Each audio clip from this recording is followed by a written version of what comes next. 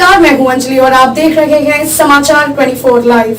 तो आइए शुरुआत करते हैं आज की प्रमुख खबर से। आम आदमी पार्टी ने प्रेस वार्ता कर लगाया भाजपा पर आरोप। आप पार्टी के प्रदेश प्रवक्ता वैभव माहेश्वरी और मेयर प्रत्याशी अंजू भट्ट ने प्रेस वार्ता के दौरान बताया कि आप पार्टी यूपी में सक्रिय पार्टी के रूप में नगर निगम का चुनाव लड़ रही है। लोग कह रहे हैं कि पार्टी नहीं है, लोग आपको लोग वोट क्यों डालेंगे। लोग कह रहे हैं कि पार्टी नहीं है, लोग आपको लोग क्यों वोट करेंगे। भाजपा कह रही है कि नगर निगम का चुनाव जीतकर ट्रिपल इंजन की सरकार बनाएंगे। लखनऊ में 1 करोड़ का टैक्स 1 लाख रुपए में सेटल कर दिया गया।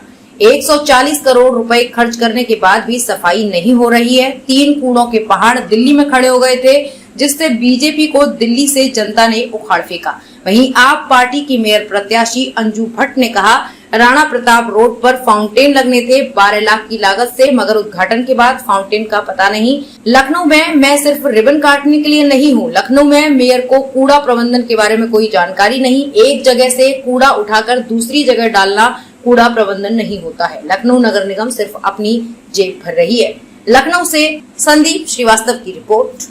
ऐसी दुकानें हैं, अवैध दुकानें हैं जिन्हें किराए पर दे रखा है एलएमसी ने, लेकिन उसका कोई हिसाब आज तक नहीं दिया गया कि वो पैसे कहाँ जा रहे हैं। और एक मुद्दा है राणा प्रताप रोड पे, जॉबलिंग रोड पे, जो कि क्रॉसिंग के पास है, वहां पर 2 फाउंटेन लगाने की बात हुई थी। 2 फाउंटेन का खर्चा बताया गया था लगभग 12 लाख। आज तक किसी ने वो फाउंटेन देखा? उद्घाटन के लिए तो गए थे, बट वो फाउंटेन है कहाँ, लगे किसी को दिखे? बस शहर के सुंदरीकरण के नाम पे आप सिर्फ चीजें प्रस्ताव लाते हो, पैसे खर्च करते हो, लेकिन जनता के हाथ में कुछ नहीं आता है। कूड़ा प्रबंधन का जैसे आपको बताया ही है, इन्होंने कूड़ा प्रबंधन का काम ले लिया, लेकिन किया नहीं। क्यों? क्योंकि उसके लिए पढ़ी लिखी सरकार होनी चाहिए ना। अगर हमारी सरकार ऐसी है कि उसमें पढ़े लिखे लोग हैं, तो वो बता सकते हैं कि हम कूड़ा प्रबंधन करेंगे कैसे, प्लास्टिक कैसे उसको खत्म करेंगे, कैसे हम थर्माकोल खत्म करेंगे। सिर्फ एक जगह से उठाकर कूड़ा दूसरी जगह उठाने को हम कूड़ा प्रबंधन नहीं कहते हैं। तीसरा और मैं आखिरी मुद्दा रखना चाहूंगी कि एक 290 कर्मचारियों को, जो कि कहा जाता है घोस्ट कर्मचारी हैं, उनके लिए दिखाकर एक 3 प्राइवेट कंपनियों को सैनिटाइजेशन के नाम पे पैसे दिए गए। लगभग उनको दिए गए 12 करोड़ रुपए कि 290 कर्मचारियों को हमें बांटना है।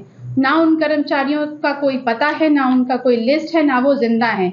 आप अगर स्कैम को देखेंगे, घोस्ट स्कैम के नाम से आपको मिलेगा। तो आखिर ये पैसे जो कुछ पर्टिकुलर लोगों के हाथ में दिए जा रहे हैं और कहा जा रहा है एलएमसी आपका घाटे में है। हमारी सरकार का बस इतना विजन है कि हमको इस भ्रष्टाचार से बाहर निकालना है। लखनऊ को, सुंदर जगहों को सुंदर बनाइए और जो बेकार है उनको बेकार ही रहने दीजिए।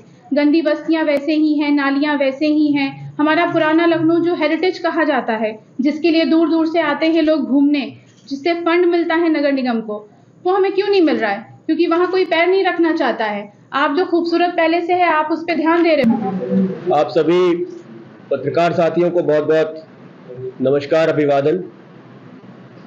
जैसा कि सब जानते हैं कि नगर निगम चुनाव घोषित हो गए हैं।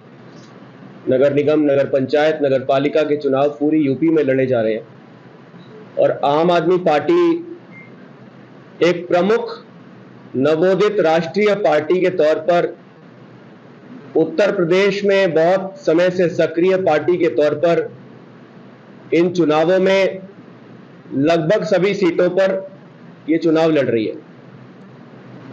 लोग ये पूछ रहे हैं कि आप नई पार्टी हैं, क्यों आपको लोग वोट दें, क्यों आपको पसंद करें, क्यों आपको चुने। एक तरफ भाजपा क्लेम कर रही है कि ट्रिपल इंजन की सरकार बनाइए, केंद्र में भी भाजपा, राज्य में भी भाजपा, निगम में भी भाजपा, और इससे भी नीचे चले जाइए, हम तो कहते हैं कक्षा 5 का जो मॉनिटर है वो भी भाजपा का हो।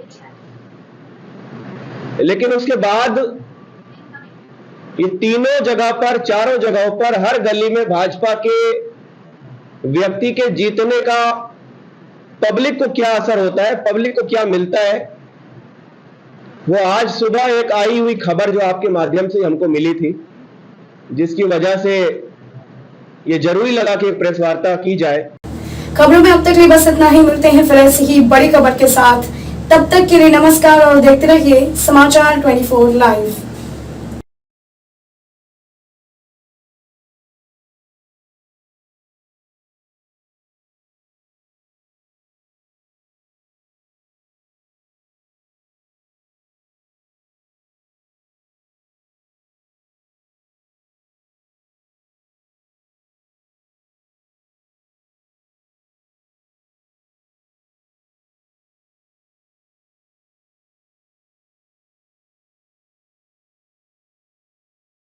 बचें और बचाएं, लू से बचें और बचाएं।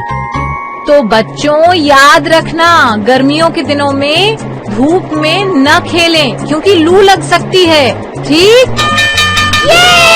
चलो चलो, बच्चों धूप में मत खेलना और पानी पीते रहना याद से। धूप में नहीं खेलना।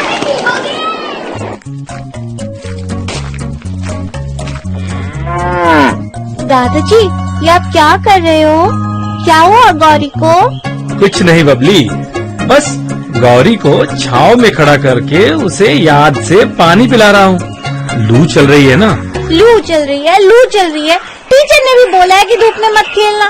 क्या खेलना छोड़ दे? बेटा ऐसा किसने कहा? सुबह सुबह जाकर खेलो, तेज धूप आने से पहले और शाम को धूप ढलने के बाद।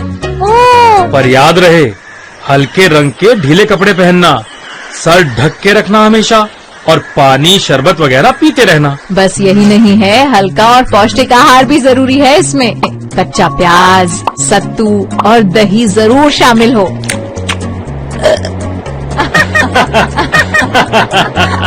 इसके अलावा बेल का शरबत, आम का पन्ना, फलों का जूस, नारियल का पानी भी पीना बहुत अच्छा है। पर पापा तो दिन भर खेत में काम करते हैं, धूप में। हाँ बेटा, उसको भी समय समय पर आराम करना चाहिए और शरबत, शिकंजी, छाछ आदि पीते रहना चाहिए। देखो दादाजी, शाम हो गई है, मैं चली क्रिकेट खेलने। ठीक है, लेकिन पहले पूरे बाह के कपड़े पहन के बाहर निकलना ताकि मच्छर से बचाव हो। ठीक है माँ। अरे क्या हुआ, तुम सब लोग इतने उदास क्यों बैठे हो? बंटी नहीं आ रहा, वो बीमार है, उसको लू लग गई है। चाची, इसको आप गीली पट्टी क्यों लगा रही हो? लू लगने से इसका शरीर ज्यादा गर्म हो गया है, इसको मैं गीले कपड़े से ठंडा कर रही हूँ और साथ ही साथ ये ORS का शरबत पिला रही हूँ। लेकिन जल्दी आराम न मिला तो उसको नजदीकी अस्पताल लेके जाएंगे। ओह, लेकिन तुम लोग इतने उदास क्यों हो? ये लो बेल का शरबत पी। चलो, लू चलने का एक फायदा तो हुआ। इस गर्मी के मौसम में लू से बचें और बचाएं और सुरक्षित रहें।